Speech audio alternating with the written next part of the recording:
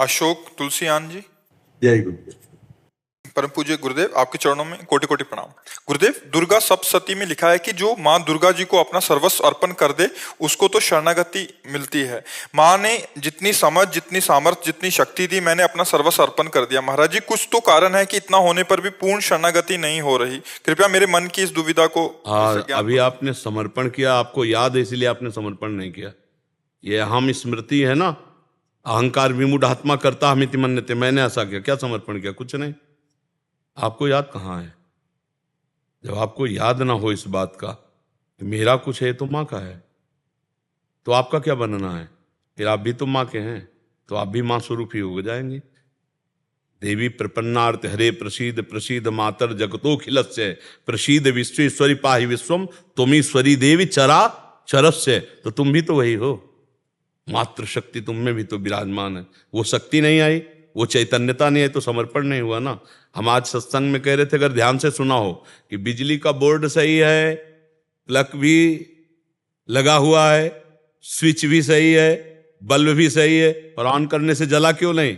बोले कनेक्शन सही नहीं है। बस चावल भर कनेक्शन हटा, इसलिए ऑन ऑफ करते रहो, कोई फर्क नहीं पड़ेगा। और थोड़ा और कनेक्शन सही हो जाए, एक बार में जल जाएगा? नहीं जल जाएगा। हमारा कनेक्शन सही नहीं है, हमारा चिंतन सही नहीं है, हमारा समर्पण सही नहीं है। अभी अहम बकाया रह गया है। तन वांग मनोभीर अमलई सोहम तवै वाश्रिता। शरीर मन वाणी और अमलई निर्विकार भाव से मैं स्वयं प्रभु के चरणों में शरण, तो शरणागति पक्की। फिर निर्भय, निसंकोच, आनंद में आप बेपरवाह मस्त हो जाएंगे। वही, चाहे माँ को चाहे पिता को, वही हैं, वही है पिता। तुम्हें माता च पिता तुम्हें, तुम्हें बंधुश्च सखा तुम्हें, तुम्हें विद्या द्रवणंग तुम्हें। वही हरि माँ बने हैं, वही माँ हरि बनी है, कोई अंतर नहीं। वही कृष्ण काली है, वही काली ही कृष्ण है, कोई और एक ही तत्व है, दूसरा तो है नहीं। तो जब हम उसकी शरण में हो जाएंगे तो हमारे अंदर ये सब लक्षण जागृत हो जाएंगे। अभी हमारा समर्पण, हमारा चिंतन कहीं ना कहीं विपरीत है। उसको आपको ढूंढना पड़ेगा, उसको आपको ढूंढना पड़ेगा। गुरुदेव की कृपा के बिना ये तो नहीं है प्रभु जी। हाँ, तो आप नाम जप करो, उसी नाम में आपको दिखाई देने लगेगा आपसे क्या त्रुटि हो रही। हाँ, आप नाम जप करो, जो आपको प्रिय लग रहा हो, जो आप जप रहे हो, और एकाकार जपो। जैसे मान लो माँ, हम कह रहे हैं मान लो माँ, तो हमारे सामने माँ लिखा है, और माँ माँ, उसी के बीच में आ जाएगी जो गलती आपकी है, जो आपकी त्रुटि है, वो साधक के सामने आ जाती कि बार बार जलन होगा और ये होगा, ये गलती है, कैसे छूटे ये, बस जान लेना वो गलती आ जाएगी। पूरा का पूरा अंतःकरण की छानबीन भजन के समय होती है। जब हम एकाग्रता पूर्वक भजन करते तो हमारी सबसे ज्यादा जितनी गंदगी होती जो, वही सामने आती, वही हमारे सामने आने लगे। एकदम ऐसा ही होता, क्योंकि अपने लोग चल रहे हैं, अपने लोग कोई प्रवचन थोड़ी कर रहे हैं, उसी मार्ग में चल रहे हैं, तो उसको देखा है। उसी कमियों को हम क्रमशः दूर करते हैं, धीरे धीरे एक एक बात पकड़ी, आज ये छोड़ा, फिर ये छोड़ा, फिर ये छोड़ा, और धीरे धीरे निरपेक्ष होते चले जा रहे हैं। नया संस्कार न बनने पावे, पुराने संस्कार निकल रहे हैं, और भजन हमारा एक तार चलेगा, तब ये पकड़ आएगी। ऐसे मनोरंजन वाला भजन नहीं काम करता इसमें काम करता है एक तार भजन। तन्मयता पूर्वक देख भी रहे हैं, वही सुन रहे हैं, वही हम अंदर से जप रहे हैं। फिर उस समय सारी कमियां आ जाएंगी आप में, जो जो कमी है वो उस समय दिखाई देने लगेगी। ये कमी है, ये कमी है, ये कमी है। बस उन कमियों को अपने दिमाग में नोट करो और धीरे धीरे हटाओ, तो आप शरण में माँ के होते चले जाओगे। माँ कुपुत्रो जायते कुचिदपि कुमाता न भवति। उन्होंने तो प्यार ही किया है। हमारी तरफ से जो कमी है उसको हम माँ के ज्ञान बल से, बुद्धि बल से दूर करते हैं, और माँ के करुणा में चरणों का आश्रय लेकर के माँ स्वरूप हो जाते हैं। चिद चिद लक्षणम, चेतन अचेतन वही तत्व है, उसी में लीन हो गए, तब हो गया।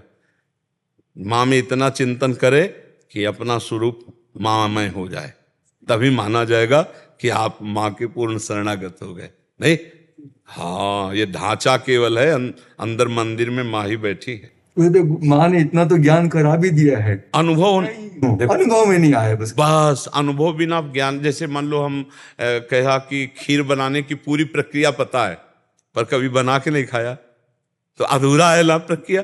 एक बार चक बना करके खाए तो ये बात अनुभव में आ जाए, तभी अनुभव गम में भजे जय संता। ज्ञान तो बहुत लोगों को है, लेकिन उसका अनुभव कहाँ है? अनुभव हो जाए तो जीवन मुक्त हो जाए। आनंदमय हो जाए। ठीक है। महर्षि, जैसे हमें प्यारी जी श्री जी राधा रानी से प्रेम है और उनके भक्तजनों को उन पे पूरा दृढ़ विश्वास है और वो प्रेम भी करती हैं हमसे, तो वैसे ही जो माँ के भी बहुत सारे भक्त हैं, तो माँ भी वैसा ही प्रेम दुलार वैसा ही। आप सच्ची मानिएगा कि माँ को जो नहीं भजते उनको भी माँ दुलार कर रहे हैं, फिर जो माँ को भज रहे हैं उनको दुलार कैसे ले करेगी? देखो ना, पूरी सृष्टि का पालन पोषण माँ के द्वारा ही तो हो रहा है। आद्या शक्ति त्रिगुणमयी माया माँ भगवती अम्बा ही तो पूरे जगत का पालन पोषण कर रही हैं। हरि की शक्ति से तो सब हो रहा है। तो शक्ति स्वरूपा यही तो है माँ, यही तो जगदम्बा है। तो हमें लगता है यदि हम प्यार से भजन करेंगे तो निश्चित यही सब हैं। आपसे सच्ची कहते हैं, आप सीता कहो, राधा कहो, दुर्गा कहो, काली कहो, अम्बा कहो, वो महाशक्ति है। वही सब परम तत्व है। 10-20 तत्व नहीं है, एक ही है। लीला में अलग अलग लीला है। कहीं माँ का शांत रूप है, गौरी शांत रूप, कहीं विकराल चामुंडा भद्रकाली विकराल, कहीं विकराल कहीं शांत, उन्हीं के सब रूप है। हम अगर प्यार से माँ को भजेंगे तो भगवत प्राप्ति भी हो जाएगी, ब्रह्म बोध भी हो जाएगा, जो चाहोगे वो हो जाएगा।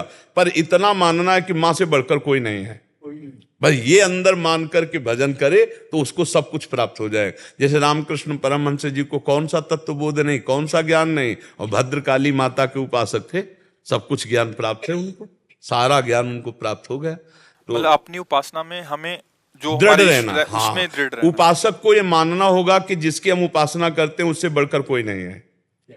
जब ये मानेगा तभी उसकी आसक्ति उस पर होगी, वो चाहे जो उपासना। जैसे हम राधा चरणों के उपासक हैं तो इसके आगे कुछ नहीं, आप माँ के उपासक तो माँ के आगे कुछ नहीं, राम उपासक राम के आगे कुछ नहीं, शिव उपासक शिव के आगे कुछ नहीं। तभी समझ में आएगा, क्योंकि उनके सिवा कोई है नहीं। तभी आपकी आसक्ति होगी, तभी आप तन्मय होंगे। और जहां दूसरा प्रतीत हुआ तो फिर वो भाव नहीं बन पाएगा, जो भाव मोक्ष प्रदान करने वाला है या प्रेम प्रदान करने वाला। प्रेम गलियत साकरी तामे दो ना समाए, एक ही होकर जाना होगा, एक भाव से। माँ की स्तुति करो, बस एक कोई पकड़ के उसे, बस उनके सिवा कोई है ही नहीं। तुम ईश्वरी देवी चराचर से, तुम ईश्वरी देवी चरा, तुम ही ईश्वर हो, तुम ही चराचर जगत हो, दूसरा कोई नहीं। देवी जी के लिए तुम ईश्वरी देवी चराचर से। देवी प्रपन्नार्थ माने शरणागत, हरे प्रसीद, जो इनकी शरण में आ गया उसके सारे दुखों को हरण करके प्रसन्नता और सुख प्रदान किया। देवी प्रपन्नार्थ हरे प्रसीद मातर जगतो खिलत से, हे जगत की अखिल माता आप हम पर प्रसन्न हो। हाँ, सब पर दया करो, सत्य भाव से चलो, उनका नाम जप करो, दूसरों को सुख पहुंचाओ, माँ प्रसन्न हो जाएगी। बोले माँ ने ज्ञान कराया एक को ब्रह्म द्वितीय नाथ से, सब में मैं ही हूँ। जब ये ज्ञान उसने कराया तो ये दर्शन भी वही देगी। इसके लिए हमको निरंतर उसका चिंतन करना है। ऐसा नहीं कि आलसी बनकर बैठ जाना है। अनन्य चिंतयन्तो माँ, दिन रात ये प्रार्थना कि माँ एक बार अपने चरण में बैठा ले, एक बार अपनी ज्योति से आप ज्ञान करा दो कि आप क्या चाहती हो, जो साधना आप चाहो मैं वैसा ही करूं। जिस दिन विकलता आ जाएगी उस दिन कहना नहीं पड़ेगा ये भी बात जान लो, माँ ज्ञानी नहीं, या देवी सर्वभूतेषु बुद्धि रूपेण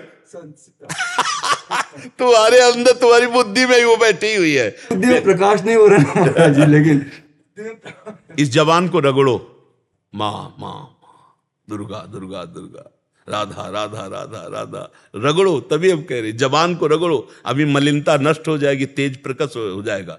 बिना भजन के कहने मात्र से बात नहीं बोलेगी, भजन करना पड़ेगा। बारी मथे घृत होए बरु सिकता ते बरु तेल, और बिनु हरि भजन न भवतरी या सिद्धांत। चाहे माँ को चाहे हरि को बातें कही है।